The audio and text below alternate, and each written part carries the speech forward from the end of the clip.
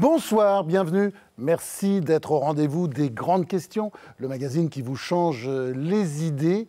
Ce soir, nous allons parler du bonheur dans une émission placée sous le signe de Jean d'Ormesson qui interviendra tout à l'heure. Nous allons parler du bonheur avec un grand témoin, Edgar Morin. Philosophe prolifique, hein, il y a beaucoup de livres là, mais philosophe, ça vient de sortir en poche d'ailleurs aux éditions Pluriel, mais Berlin et puis Mieux penser maintenant. Avec nous aussi deux philosophes, Géraldine Mühlmann, universitaire et puis auteur, enfin qui a co-dirigé en tout cas une histoire des idées politiques au PUF. Jean Vanier. Alors Jean Vanier, c'est un grand monsieur que nous sommes très fiers d'accueillir ce soir. Bon, vous êtes philosophe, théologien, et surtout vous êtes le fondateur de l'Arche. C'est une association qui s'occupe des handicapés mentaux dans 150 centres à travers une quarantaine de pays.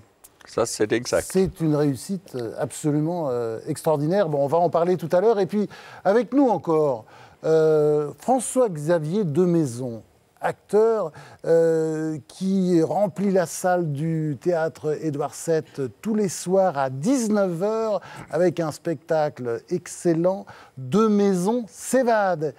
Et enfin, j'avais gardé le meilleur pour la fin, c'est le dessert. Hein. D'ailleurs, il publie un livre, un manuel de dessert, Le grand chef cuisinier Guy Savoy, qui tient le restaurant du même nom. Pendant cette émission, depuis la régie, 2020, notre Homo numericus tweetera ses réflexions philosophiques ou pas. Et il n'est pas interdit de lui répondre, même méchamment si ça vous chante, sur #LGQ pour la grande question. Bah justement, la grande question, elle arrive en chanson, s'il vous plaît, par Alexandre Gamelin. On regarde.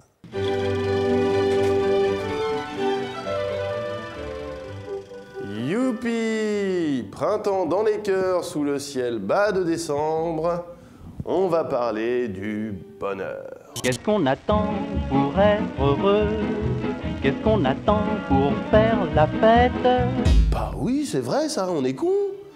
Mais qu'est-ce qu'on attend pour être heureux? Il paraît que la France est championne du monde du pessimisme. Alors, on se lève, on se secoue et on est heureux. Donnons-nous tous la main et chantons ensemble. La balade des gens heureux. Ah, si seulement c'était si simple, mon petit Gérard. On passe notre vie à le chercher, ce bonheur.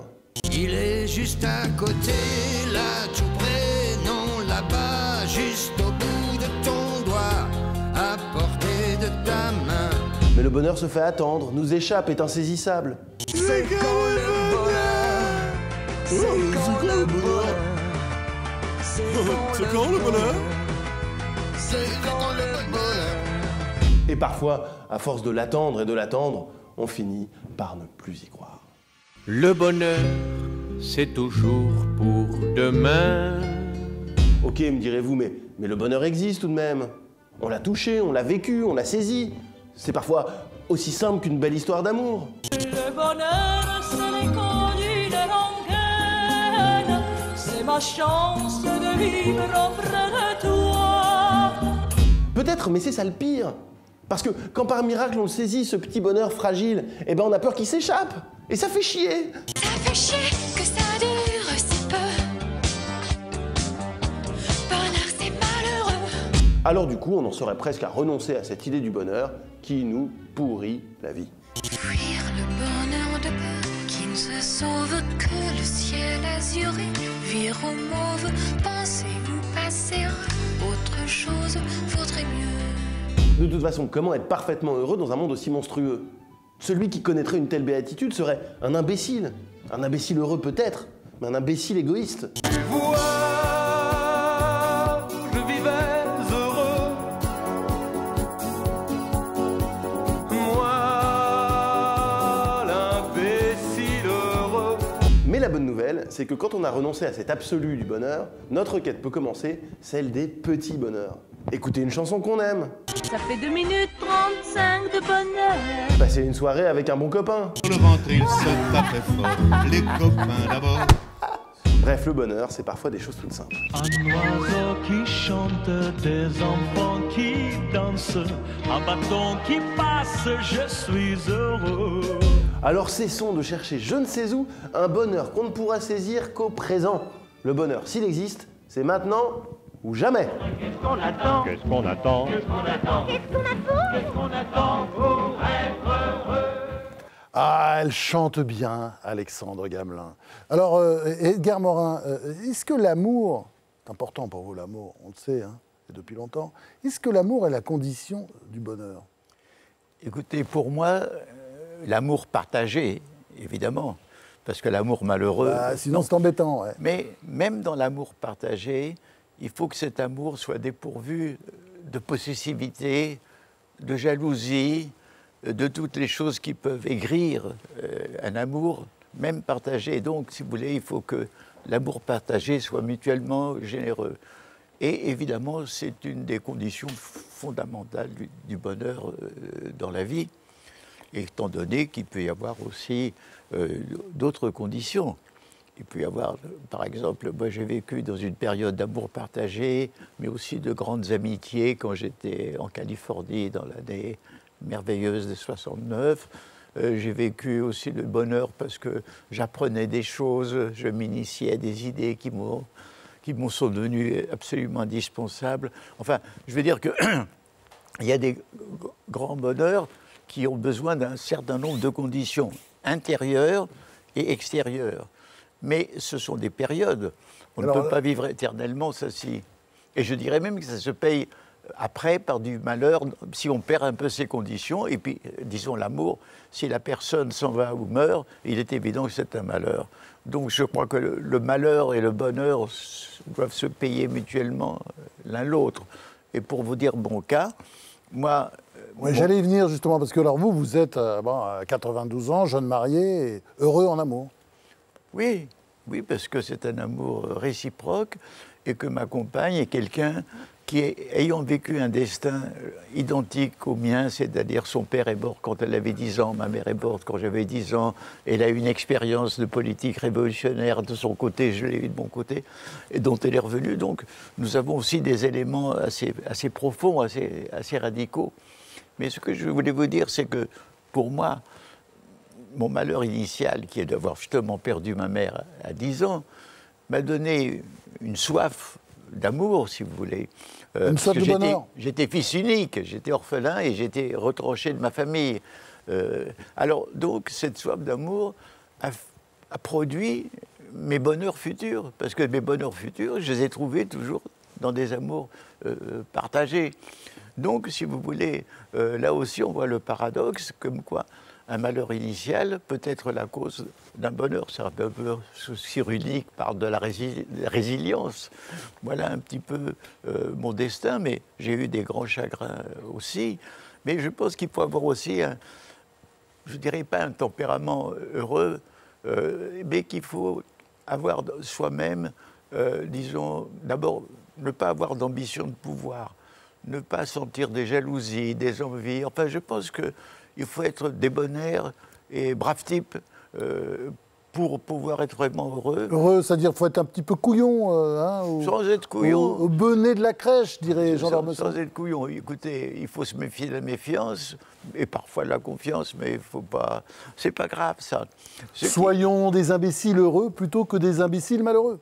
Non, c'est pas être des imbéciles heureux, soyons des candides heureux, plutôt que des soupçonneux malheureux. Mais je vais vous dire une dernière chose, c'est que le fait qu'il y a pas seulement des périodes, il faut goûter des moments de bonheur.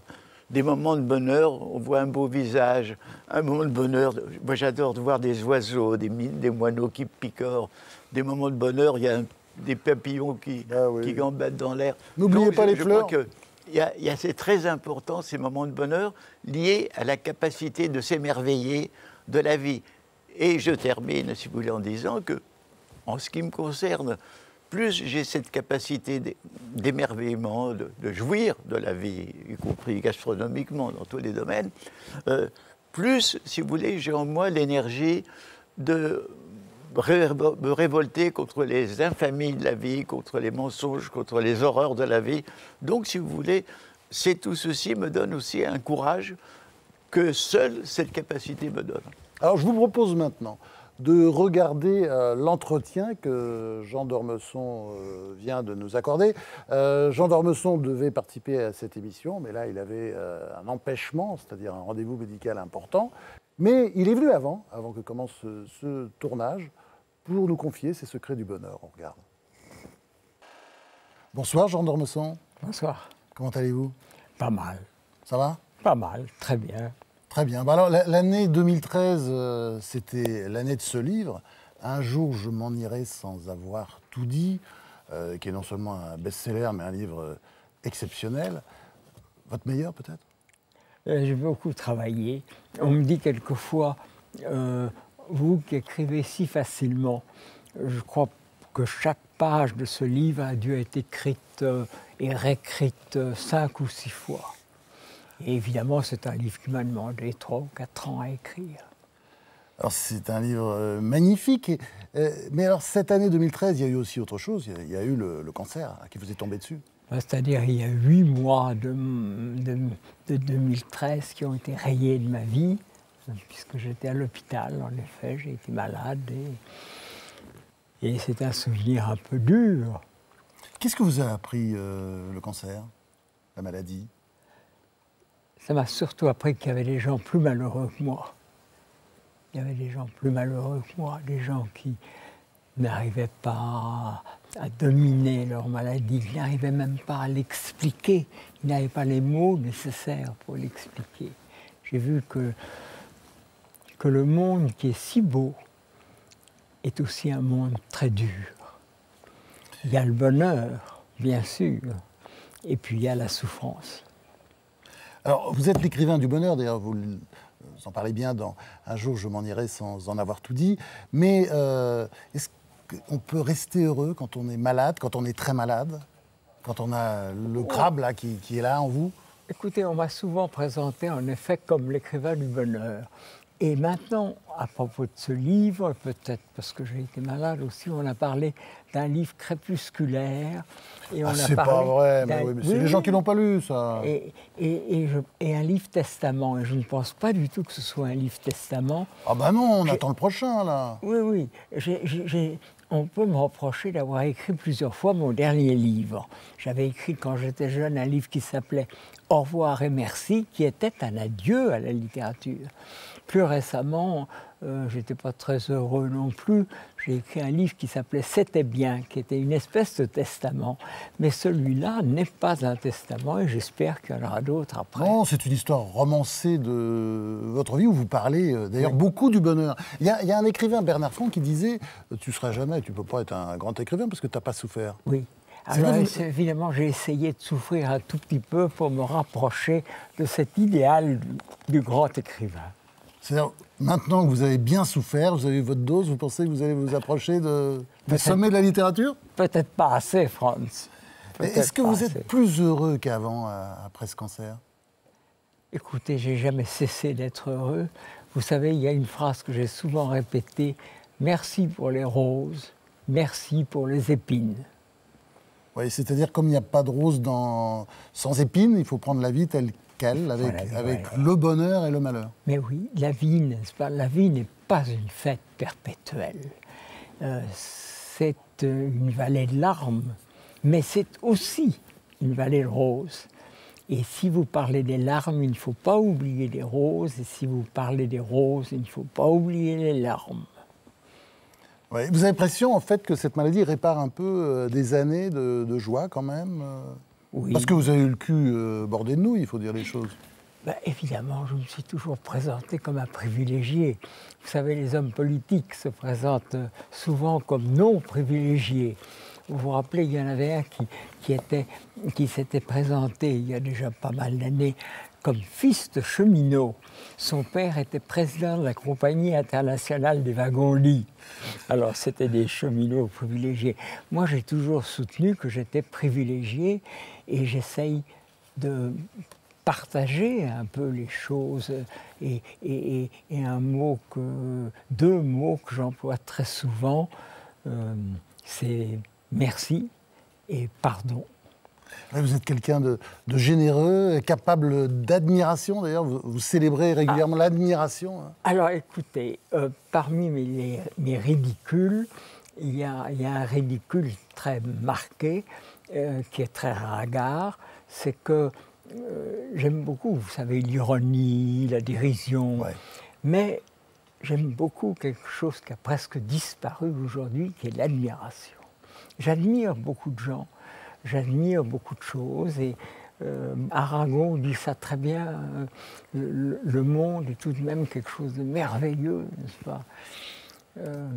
Je dirais, malgré tout, que cette vie fut telle qu'à qui voudra m'entendre, à qui je parle ici, n'ayant plus sur la lèvre qu'un seul mot de merci, je dirais malgré tout que cette vie fut belle.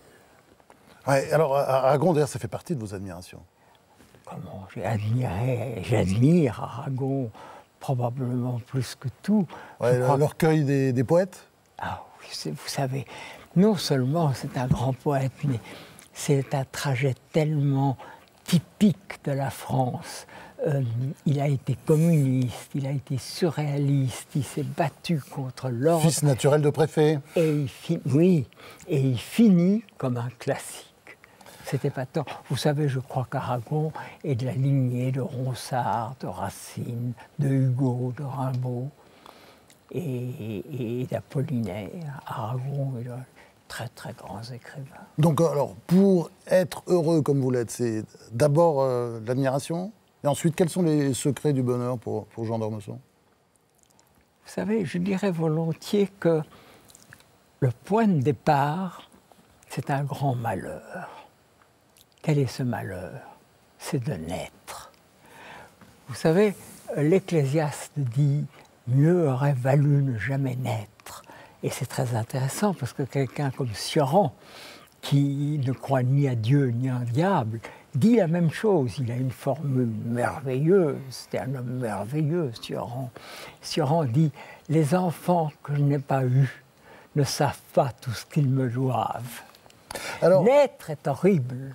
Naître est une catastrophe.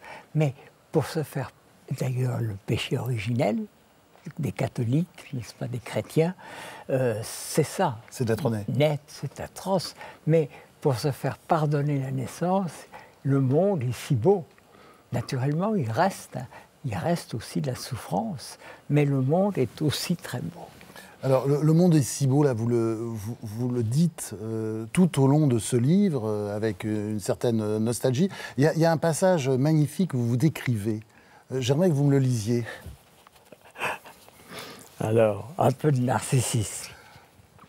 Je me suis souvent présenté comme le bonnet de la crèche, comme le Candide de service, comme un semi-demeuré prêt à taper dans ses mains, les yeux écarquillés, devant le spectacle peut-être truqué du monde. J'ai aimé le soleil, la lumière, l'eau, les arbres, les éléphants, la neige sur les montagnes, la vie en train de s'ouvrir dans les vallées au printemps et cette rumeur indistincte qui annonce l'amour dans le cœur des jeunes gens. Donc, les recettes du bonheur, comme ça, en général, c'est quand même, il faut mettre dedans du plaisir et de la joie, c'est ça que vous voulez nous dire? Oui, oui, il y a du plaisir et de la joie. Vous savez, vivre est une catastrophe, et c'est un grand bonheur. Et c'est un grand bonheur.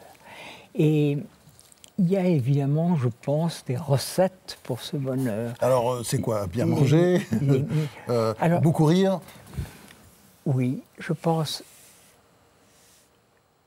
une des clés du bonheur, c'est les autres.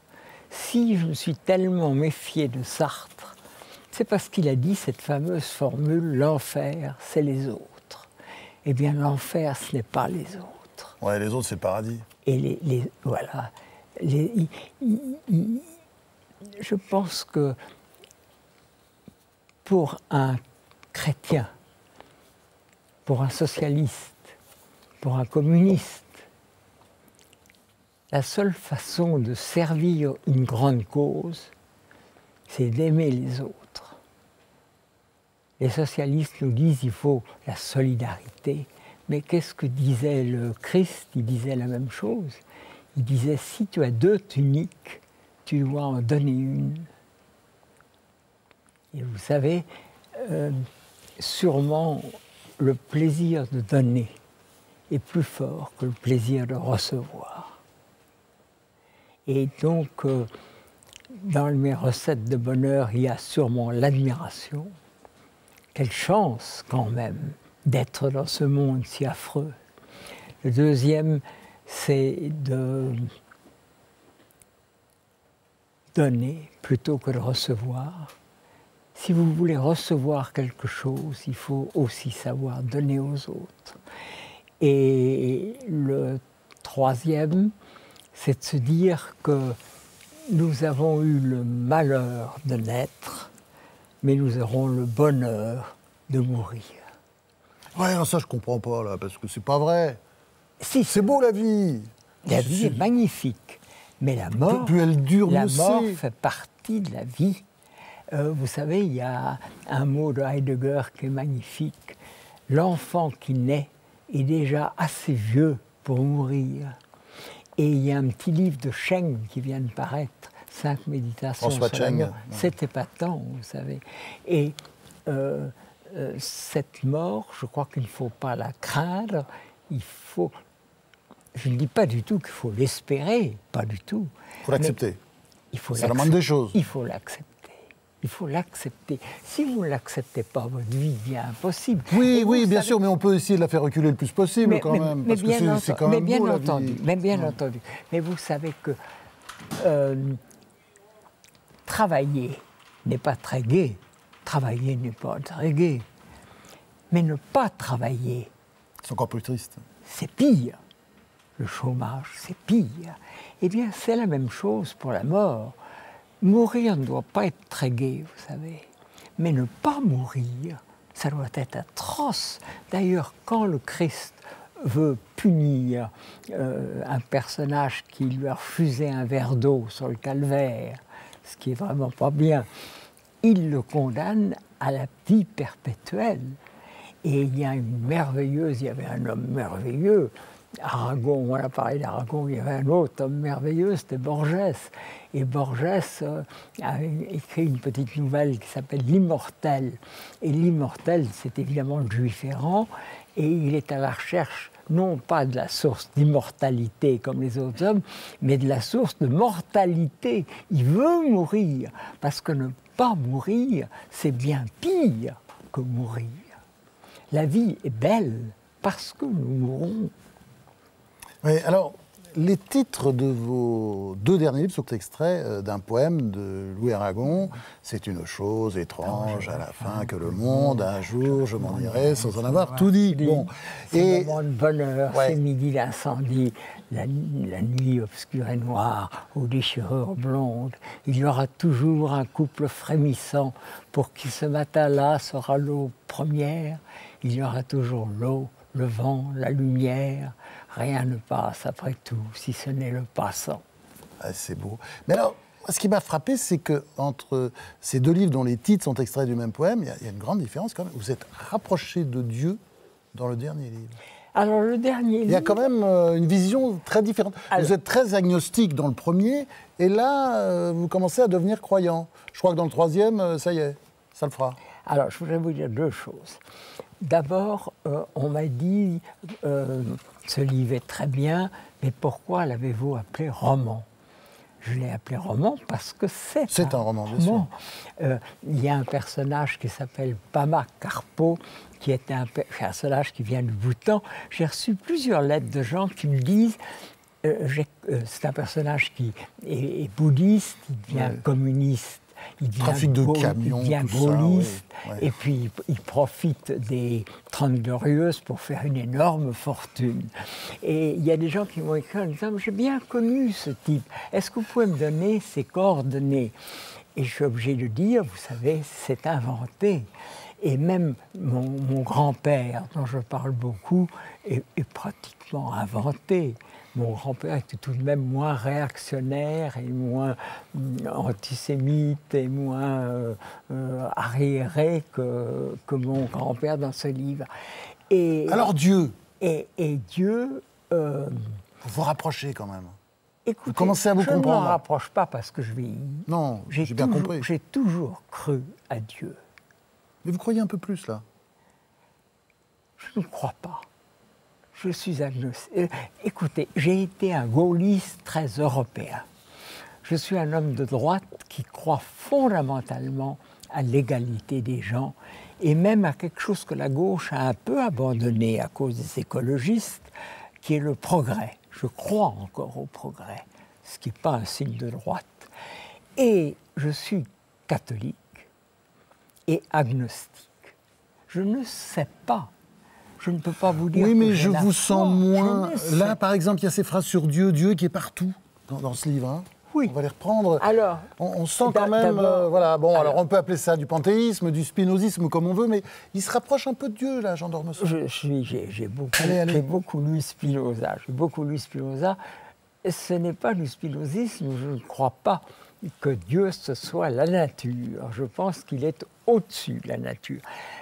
Mais tout ce que je peux dire à l'égard de Dieu, c'est que j'espère qu'il existe. Parce que s'il n'existe pas, d'abord, ça me paraît quand même invraisemblable que ce monde où tout est si rigoureusement organisé, vous savez que s'il y avait une différence d'1 millimètre dans la marche des étoiles, d'1 degré dans les températures, tout sauterait. Alors, est-ce que le hasard est vraiment tellement organisateur? Il me semble qu'il y a quelque chose d'autre. Et en tout cas, je l'espère. Si ce monde se réduit à l'absurdité, alors vraiment, vous savez, vous ne pouvez même pas vous suicider parce que ça ne sert à rien. Et en même temps, je dois vous dire que j'ai beaucoup d'admiration pour les athées. Ouais. Parce que je trouve qu'un athée... c'est courageux. Ouais. D'abord, c'est courageux. Ensuite, s'il fait du bien, si nous, un chrétien, fait du bien, un musulman, je ne dis pas que c'est parce qu'il espère une récompense, mais il sait bien que ses œuvres compteront dans l'autre monde. On peut être croyant sans croire à l'autre monde ou à la vie éternelle. Oh non, si vous êtes ça croyant, arrive, on en croise chose. beaucoup. Si vous êtes croyant, vous croyez... c'est croire en Dieu, c'est tout à fait différent. Et moi, je ne sais même pas si je crois en Dieu, je ne le sais pas. Mais j'espère tellement qu'il existe que peut-être ça se rapproche de la foi. Ma foi est la forme de mon espérance. Ouais, il y a quelque chose qui est en train de venir, non? Vous n'êtes pas d'accord du tout? Il y a quelque chose en train de venir. Oui, il y a quelque chose comme la foi là, qui est en train d'apparaître là, dans ce livre, ça m'a frappé. Je pense que c'est pas parce que je vieillis que je crois ça. Mais non, c'est pas ce que j'ai voulu dire. Mais j'ai toujours cru à Dieu. J'ai toujours cru à Dieu. Et évidemment, le christianisme, c'est quelque chose quand même d'extraordinaire. C'est quelque chose d'extraordinaire. C'est une belle histoire, oui. Parce que l'incarnation, c'est magnifique.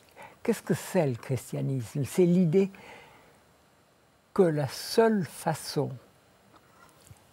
d'aimer Dieu, c'est d'aimer les hommes. Au point que Dieu se fait homme. C'est quand même quelque chose d'extraordinaire. Maintenant, est-ce que c'est vrai tout ça? Est-ce que c'est vrai? Vous savez bien que le mythe de la résurrection, Osiris, c'est très proche de ça. Il y a tout un mouvement non chrétien qui semble adopter des points de vue chrétiens. Est-ce que le christianisme n'est pas qu'une espèce de synthèse de croyances et autre chose? Il est quand même très troublant de se dire que la foi que professent les chrétiens a été votée par des conciles, un peu comme la Chambre des députés vote le régime des retraites. Vous savez, c'est un peu troublant tout ça. Et s'il existe, alors, qu'aimeriez-vous que Dieu dise de vous? Oh ben, vous savez, une seule chose, je te pardonne. Oui, c'est ce que vous dites dans les... Vous répondrez merci. Et je répondrai merci. Merci, pardon. Voilà, c'est les deux grands mots Et qu'aimeriez-vous que les gens disent de vous dans un siècle, quand vous savez, ni vous, ni moi, ni les téléspectateurs vous sont là? savez, Qu'est-ce que il vous y a la aimeriez qu'ils disent? réponse classique que j'ai souvent citée. C'est la réponse de Woody Allen à qui on dit « Qu'est-ce que vous voudriez que les gens disent de vous dans 100 ans ?» Et il répondait « Je voudrais qu'ils disent « Il n'est pas mal pour son âge. » Voilà, alors un beau cadeau pour Noël, hein, ça c'est un jour je m'en irai sans en avoir tout dit, un livre plein de joie, plein de bonheur, plein de grâce et plein de mélancolie. Jean d'Ormesson, merci. Merci. À vous. Voilà, on retrouve Jean d'Ormesson tout à l'heure, mais je voudrais tout de suite donner la parole à Géraldine Mühlmann, qui a frémi en entendant Jean d'Ormesson parler de la mort. Non mais la réconciliation avec la mort, tous les philosophes un peu sérieux sur la question du bonheur disent que c'est bel et bien ça l'enjeu. Mais très franchement, enfin moi je ne suis peut-être pas du tout philosophe ou pas encore assez, mais je n'y crois pas. Je n'arrive pas à me réconcilier avec cette chose-là. Et franchement, je voudrais savoir qui ici est réconcilié avec l'idée de la mort. Enfin, c'est insupportable. Est-ce qu'un jour on peut envisager, comme un Montaigne ou comme un bon philosophe grec, de se réconcilier avec la mort? Voilà, on va faire un petit tour de table. Edgar Morin. Écoutez, non, je ne suis pas réconcilié. Ce que je pense, c'est que les angoisses de mort... D'abord, j'avais beaucoup plus d'angoisses de mort quand j'avais 20 ans, parce que d'autant plus que j'étais dans la résistance et que j'avais peur, évidemment, de disparaître à ce moment-là. Et sans avoir vécu, j'en ai moins maintenant, mais elles reviennent. Mais ce que je sens en moi, c'est que ce qui refoule l'angoisse de mort, c'est justement la participation, la communion, faire ce que l'on croit, faire ce que l'on aime. Par exemple, ici, il y a deux de nos amis qui on dit éprouver du bonheur dans l'exercice de leur profession. Et d'autant plus que ce bonheur vient du fait qu'il produit immédiatement chez celui qui en est le bénéficiaire, le consommateur chez vous et pour vous le spectateur, un plaisir qui lui-même rétroagit en bonheur. Mais il y a des professions qui aliènent terriblement, qui ennuient, qui emmerdent, et on est des privilégiés. Alors, je reviens à cette histoire de la mort. Je crois que pour moi, le fait de continuer à vivre dans l'amour, dans la croyance en mes idées, en ce que je fais, dans les amitiés, en dépit de la disparition de nombreux amis, c'est ce qui me refoule, sans la faire disparaître, l'angoisse de la mort. Mais je ne suis pas du tout réconcilié, je suis résigné parfois, c'est comme ça. Pourquoi ? Mais parce que je n'ai pas l'impression aussi d'avoir accompli ma vie, j'ai encore des projets, des idées, je veux vivre, je veux aimer. Donc si vous voulez, elle me prendra au dépourvu, je ne serai pas très content. Mais enfin c'est comme ça, je sais que c'est comme ça, que c'est une tragédie que vivent les humains depuis quelques centaines de milliers d'années et que j'y participe. Alors, vous, Jean Vanier, le fondateur de l'Arche, vous êtes Morin ou Mühlmann, c'est-à-dire résigné ou révolté? Si vous me demandez aujourd'hui, est-ce que j'ai peur de la mort, je dirais non. Mais venez me voir 15 jours avant. Mais là, je verrai. Mais ce que je suis sûr, c'est qu'il faut se réconcilier avec sa faiblesse. Nous sommes nés dans la faiblesse, nous mourons dans la faiblesse, nous avons un corps faible. Et le danger aujourd'hui, c'est que des gens refusent d'accepter qu'ils sont ce qu'ils sont. Nous sommes des êtres humains avec nos faiblesses et nos forces. Et pour être humain, il faut savoir qui je suis. François-Xavier de Maison, oui. Vous acceptez la mort? Ouais. Pas encore, s'il vous plaît. 1 minute, monsieur le bourreau? Oui, voilà.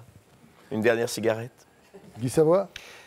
Moi qui participe au quotidien à la vie, parce que s'alimenter, c'est déjà la vie, j'ai du mal à accepter la mort, oui, c'est sûr. Bon, on va se demander maintenant, avec Alexandre Gamelin, si les petits plaisirs font les grands bonheurs. On regarde. Le bonheur, il ne faut pas le chercher, il faut le savourer. Nous savons que notre condition est tragique, que nous sommes seuls face à nous-mêmes, seuls face à l'immensité de l'univers, que nous venons de la poussière et finirons rongés par les vers, que le monde n'est que douleur, misère et injustice, et que nous n'y changerons rien.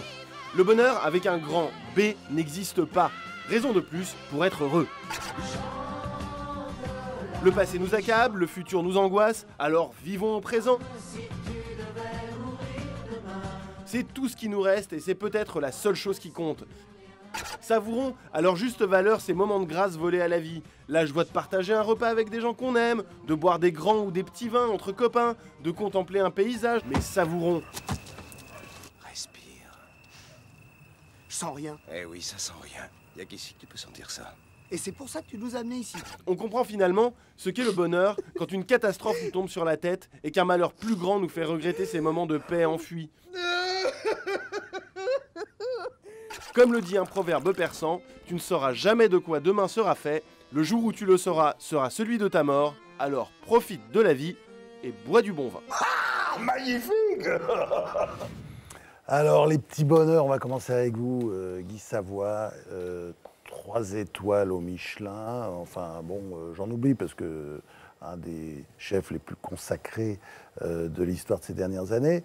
Votre vie, elle a commencé en fait dans la buvette, dans une buvette à Bourgoin-Jallieu avec votre mère. Et il y avait déjà cette aptitude au bonheur, en fait, c'est ça? Oui, c'est-à-dire que moi j'ai été gourmand avant de pouvoir l'analyser, quoi. Pour moi, c'était quelque chose de totalement naturel. Ces plaisirs de la table, pour moi, enfin, ce que j'appelle, moi, les menus plaisirs et pas les petits plaisirs, c'est des formations professionnelles. Le matin, c'était mon père qui préparait le petit déjeuner. Et après, il mettait, mon frère et ma sœur, et moi, une pomme dans le cartable. Et moi, déjà, toute la première partie de la matinée, je pensais à cette pomme de la récré, quoi. Et j'avais donc c'était le deuxième plaisir après le petit déjeuner. Et ensuite, dans la deuxième partie de la matinée, je me demandais, mais qu'est-ce que maman a fait à déjeuner? Et quand j'arrivais à la maison, c'était tout de suite me précipiter et soulever les couvercles, ce qui la rendait folle de rage, parce qu'elle ne voulait pas que je goûte avant. Mais pour moi, c'était quelque chose de primordial, quoi. Et le déclic a été un jour, lorsque j'ai vu que faire de la cuisine, c'était magique. Elle fait des langues de chat, c'est tout bête, des langues de chat. Vous mélangez de la farine, un œuf, un peu de beurre, du sucre et un peu de sel. Avec le sel, c'est pour la couleur, je l'ai appris après. Et tous ces ingrédients pris séparément sont sans intérêt. Je l'ai vu mélanger tous ces ingrédients. Je l'ai vu, avec une poche à douille, détailler sur une plaque qu'elle avait beurrée, des tout petits boudins. Et après, elle l'a mis au four et elle me demandait d'ouvrir le four, parce qu'à l'époque, il n'y avait pas de vitre au four. Donc, j'ouvrais le four toutes les 30 secondes. Et je voyais ces boudins s'écraser, bronzés sur le bord. Et ça sentait bon. Quelques minutes après, c'était croustillant. J'ai dit, mais c'est ce que je veux faire, moi. C'est magique. Et pour moi, toujours, chaque assiette qui sort de la cuisine, c'est un moment de magie. Ce sont quoi les bonheurs d'un cuisinier? C'est quand on a trouvé un nouveau plat ou c'est juste la tête du client en train de savourer? C'est à plusieurs niveaux. C'est d'abord trouver des très bons produits, fédérer une très bonne équipe avec qui on est bien autour de soi, et puis avoir de l'autre... Bon, c'est vrai, il y a le monde acharné, le monde difficile du travail dans la cuisine, c'est assez difficile. Et juste de l'autre côté de la cloison, il y a le monde paisible des convives. Et en fait, c'est deux mondes qui sont vraiment mitoyens. Et moi, je passe régulièrement du plaisir de cette transformation au plaisir de voir les convives qui se font eux-mêmes plaisir. Donc, c'est une multitude de petits bonheurs au quotidien. C'est une présentation un peu idyllique, parce qu'il y a beaucoup de stress dans la cuisine, quand même. On entend des cris. Il y a plusieurs stress. Il y a le stress négatif, le stress positif, mais on est en permanence dans le concret. Et le fait d'être en permanence dans le concret permet de rester... on n'est pas dans un monde qui est de plus en plus virtuel. Nous, on est tellement dans le concret qu'on en retire en permanence des bonnes sensations. Jean Vanier. Oui, le repas est très important. C'est le cœur de nos communautés où on vit avec des personnes avec un handicap. Et puis on aime citer une phrase, si vous me permettez, de Jésus, qui dit « Quand vous donnez un très bon repas, invitez les pauvres, les estropiés, les infirmes et les aveugles, et vous aurez la béatitude, le bonheur d'être des gens qui ramènent les gens ensemble, de la périphérie au centre, et devenir l'ami des pauvres. » C'est la béatitude. Garmorin ? Oui. Mais écoutez, c'est exactement ce que vous venez de dire. C'est-à-dire qu'il y a la bonne chair liée à une communauté d'amitié ou d'amour est quelque chose qui donne vraiment un grand moment de bonheur. Maintenant, par rapport à la question, moi j'arrive mal à faire la différence entre un petit plaisir et un petit bonheur, ou même pour parler de nourriture. Moi, parfois, quand j'ai faim et que je monte l'escalier chez moi, d'un appartement sort une odeur d'oignon frit. Et c'est une odeur qui, pour moi, embaume, qui est merveilleuse et qui me donne un sentiment. C'est vrai, vous n'êtes pas le seul. Ouais. Voilà. Donc, si vous voulez... Et avec l'ail aussi, d'ailleurs. Hein. L'ail aussi, d'ailleurs. Oui. Alors, donc, si vous voulez, il n'y a pas de frontière entre petit plaisir et petit bonheur. Et pour moi, le petit plaisir tente souvent à se transformer en petit bonheur. Bienvenue en France. Ouais. C'est pas une demi-heure qu'on parle du bonheur. Et le bonheur se résume à une bonne bouffe, en fait, c'est ça. Voilà, c'est ça la France, c'est merveilleux. Je crois qu'on a fait le tour de la question. Hein, justement, là... On peut rendre l'antenne, merci, on va passer à table. Merci à tous, hein, merci, bravo. Alors, François-Xavier de Maison, justement, oui. on vous a découvert dans cette émission de Frédéric Lopez, En Terre Inconnue. Tout à fait. Là, on a vu un type, voilà, il était très content de ne pas bouffer, de oui, alors, les chèvres, vrai, etc. C'est vrai. Oui, vous avez découvert autre chose? C'est ça le bonheur? Ça peut être ça. Le bonheur, ça peut être de ne rien manger? Non. Je dois dire que ça a été l'aspect le plus dur à vivre de l'aventure et de l'expérience. Les galettes épicées que servent les Raïkas, qui sont des bergers au Rajasthan, une communauté qui vit vraiment de l'élevage de chèvres. Non, ça a été un peu une frustration pour l'occidental que je suis, gourmand. C'était ces galettes épicées qui étaient une brûlure, il faut dire ce qui est. À chaque fois que je mangeais, j'avais l'impression de... Mais il y avait d'autres aspects merveilleux. C'était de... Oui, effectivement, vous connaissez ça mieux que quiconque, vous aussi. Les gens qui n'ont rien sont tellement plus heureux que le petit Européen qui arrive avec ses angoisses, ses états d'âme, cette quête cette tyrannie du bonheur. C'est vrai que tout d'un coup, vous êtes avec des gens qui vous apaisent parce que voilà, il y a une sérénité, il y a une vie en communauté. Et je crois que... Est-ce que le bonheur, je m'adresse aux philosophes, finalement ne passe pas par les autres? Certainement, et je pense que vous avez raison de dire en quelque sorte que l'abondance de biens matériels ou l'abondance consommationniste, au lieu de donner un bonheur, ce qu'on appelle le bien-être, s'il s'accumule, devient un mal-être. Et d'ailleurs, nous le constatons. Mais d'où, du reste, l'appel de certains comme Pierre Rabhi à une sobriété heureuse. Mais c'est vrai que nous voyons des peuples, j'ai fréquenté des peuples qu'on dit indigènes, archaïques, notamment au Brésil. Bon, je ne parle pas des conditions dans lesquelles ils sont menacés, mais ils avaient un mode de vie assez communautaire, frugal, et alors ils compensaient cette frugalité par des grandes fêtes où, à ce moment-là, on s'éclatait. Donc, je suis persuadé que notre mode de vie occidental ne produit pas le bonheur. C'est une des expériences, je pense, de notre civilisation. On a vécu dans le mythe du bonheur que la consommation, l'augmentation du niveau de vie, tout ça allait donner le bonheur, et on se rend compte que ça ne donne pas de bonheur, ça donne des frustrations, ça donne des mal-être, et que dans le fond, les voies du bonheur sont tout à fait différentes et passent aussi par, je crois, quelque chose qui vient de l'intérieur et qui va vers autrui, les autres, comme vous le dites. Et justement, en ce moment, les étals de commerçants regorgent de produits et on est en droit de se demander, comme Jérémy Collado et Alexandre Gamelin, si le Père Noël, avec sa grosse hotte, n'est pas en train de flinguer l'esprit de Noël, justement. On regarde. Ah, Noël, les jolies boules qui brillent, le grand sapin, la famille réunie autour d'une bonne dinde, mais surtout le Père Noël descendu du ciel. Père Noël, nouveau, est arrivé. Avec sa hotte et son traîneau rempli de cadeaux. Il est né le supermarché. Faut dire, le Père Noël, c'est une figure bien plus bankable qu'un dieu né sans papier et sans abri, dans une étable comme un vulgaire Rome. Un dieu qui expliquera au jeune homme riche que pour le suivre, il doit renoncer à tous ses biens matériels. Mieux vaut l'oublier vite pour ne pas gâcher la fête consumériste de Noël. Pour être heureux, vivons gavés, à coups de foie gras et de cadeaux à peine ouverts et déjà oubliés.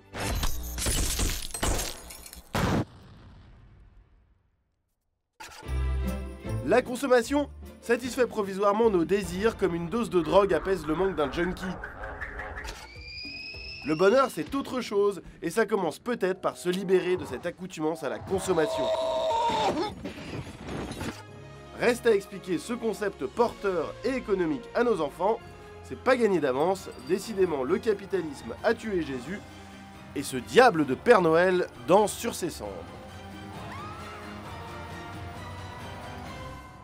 Merci Alexandre Gamin. Alors Jean Vanier, Noël c'est aussi une période où on pense aux pauvres, et quand on est heureux, on pense aux malheureux, aux fragiles, comme vous dites dans ce livre, Jean Vanier. Il y a quelque chose de sentiment d'être ensemble. Et c'est vrai que c'est déformé dans un truc commercial, mais il y a quelque chose de beau d'être ensemble. Et je crois que ce qui est, pour moi, de vivre en communauté. Mais l'autre côté de la communauté, c'est quand il n'y a pas de communauté. Où est-ce qu'on met les vieux? Dans des maisons. Où est-ce qu'on met les autres? On trouve des maisons, on les enferme.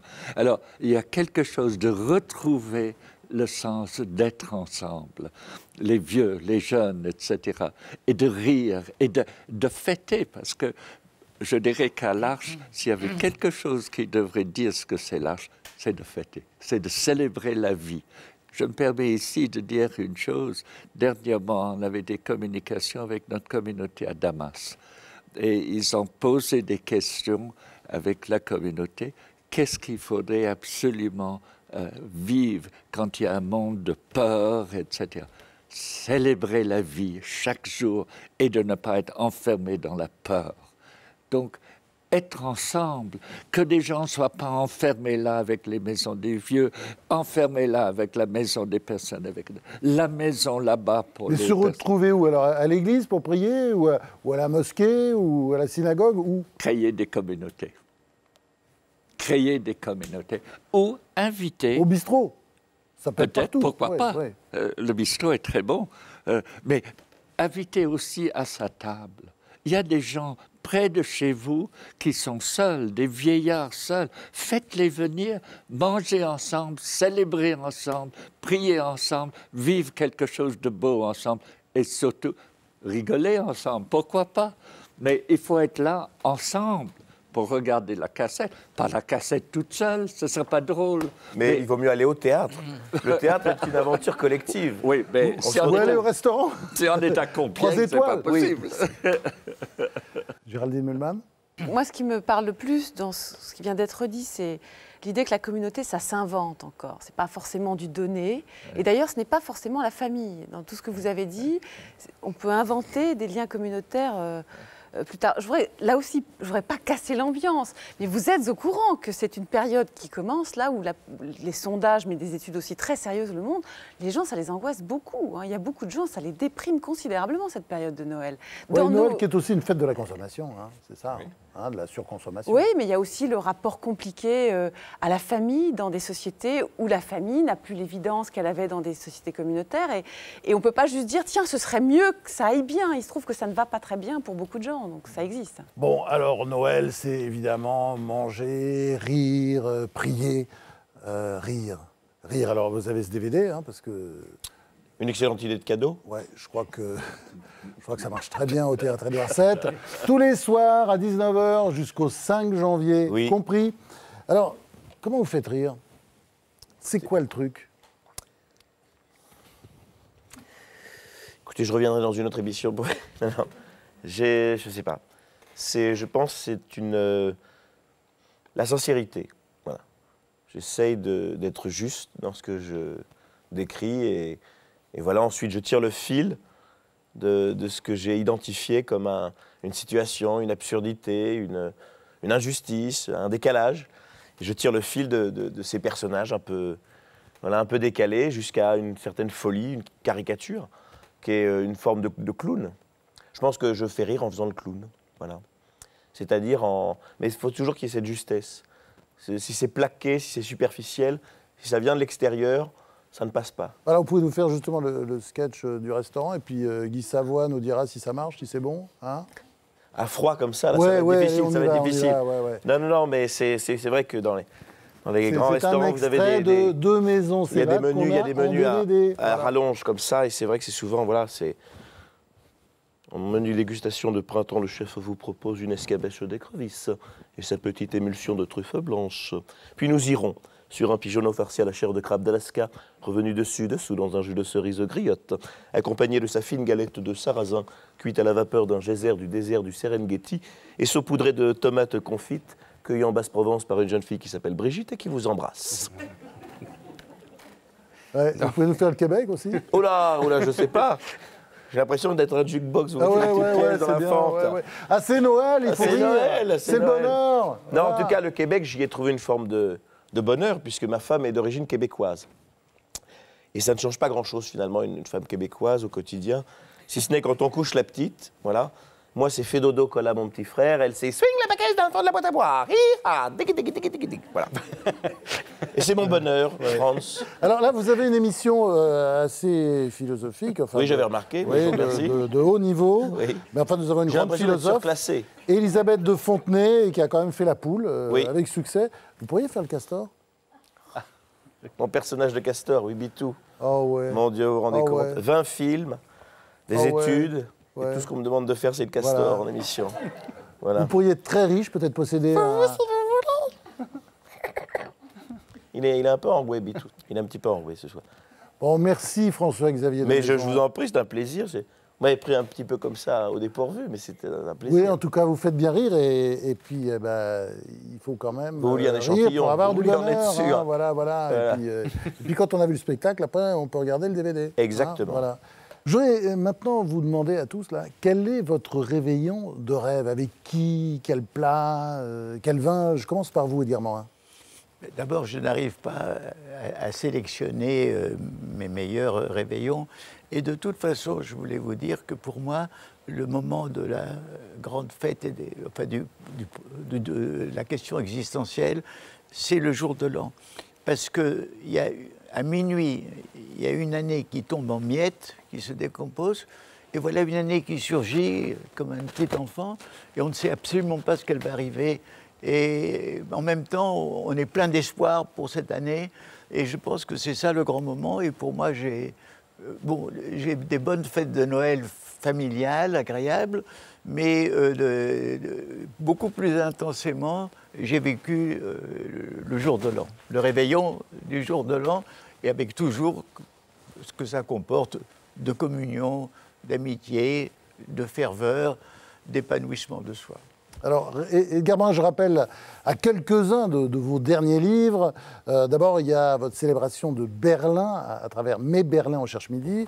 Il y a aussi Mieux penser maintenant, ce sont vos 365 citations, celles qui vous ont inspiré, c'est chez Playback. Et puis enfin, ce petit bijou, hein, Mes philosophes, qui vient de sortir en poche chez Pluriel, Mes philosophes par Edgar Morin. C'est à vous, François-Xavier de Maison. Mon Noël idéal serait, ou un réveillon idéal, c'est tout ce qui ne fait pas partie des codes de ces soirées. C'est-à-dire que cette dictature du bonne année où on embrasse l'aftershave de quelqu'un qu'on ne connaissait pas, mais qui fait partie de la même soirée, ça m'angoisse beaucoup, ça. Donc un réveillon avec quelques amis, devant une cheminée, même pas à table, sur une table basse avec une bonne brouillade et un bon condrieux. Allez, voilà. Bon, enfin, puis après avoir bien bu et bien mangé, vous regardez donc Deux maisons s'évadent. C'est un DVD en vente dans toutes les bonnes épiceries. Guy Savoy. Alors moi, c'est le réveillon, c'est bien sûr avec des proches. Nous, il y a une coutume, c'est que tout le monde, quelques semaines avant, tire au sort le plat qu'il va faire. Moi, cette année, j'ai eu beaucoup de chance, j'ai tiré le plateau de fromage. Donc, je servirai avec un grand champagne, parce que je trouve que le champagne, à ce moment du repas, fonctionne très, très bien. Guy Savoy, donc, dessert. C'est aux éditions Alain Ducasse. Il y a de très beaux desserts. Et puis, il y a ce grand classique, évidemment, le Best of Savoie, toujours aux éditions Ducasse. Géraldine Mühlmann. Rien de spécial, forcément. Une bonne soirée. C'est le Nouvel An, c'est très bien, mais ça pourrait être un autre jour. Bien manger, mais pas trop. Je suis un peu comme Charlotte Gainsbourg dans La Bûche. Vous connaissez cette très drôle comédie de Daniel Thompson où elle joue son petit côté anti-mondain que j'aime bien, que je partage. Elle dit ouais, les bûches, ça fout la gerbe. Bon, c'est juste une façon de dire qu'on n'est pas obligé de faire la grande bouffe ce soir-là. Et voilà, avec des gens que j'aime bien ou que j'aime énormément, ou des choses qu'on ne dit pas à la télé. Géraldine Mühlmann, donc, vous avez co-dirigé le Histoire des idées politiques au PUF. Jean Vanier. Alors, pour moi, c'est d'être en communauté le jour de Noël. Et nous allons manger quelque chose d'extraordinaire que les Français ne comprennent pas. En communauté, donc, avec les handicapés Oui, mentaux. bien sûr. Avec Patrick, André, Pauline, etc. Et on va manger du Christmas pudding. Alors, les Français comprennent rien de cela. Quelquefois, même, ils osent dire dans mon foyer du plomb pudding. C'est pas vrai, c'est excellent. Alors, flambé avec du cognac. Alors, ça va être super, on va rigoler. Une bonne journée. Jean Vanier, donc, un livre collectif quand la fragilité change tout. C'est aux éditions Albin Michel. Et puis, on va voir tout de suite le site de l'Arche, l'extraordinaire association que vous avez fondée et que vous continuez à animer et qui aide les handicapés mentaux. Vous pouvez accéder à ce site, évidemment, pour donner vos dons. Et maintenant, je donne la parole à Jean d'Ormesson, que nous avions enregistré tout à l'heure. Un réveillon de rêve, c'est évidemment un réveillon avec des gens qu'on aime. Les fêtes sont faites pour ça, pour réunir ce qu'on aime. Et où est-ce que ça pourrait se passer? Moi, je dirais peut-être dans un pays que j'ai beaucoup aimé, qui est l'Italie.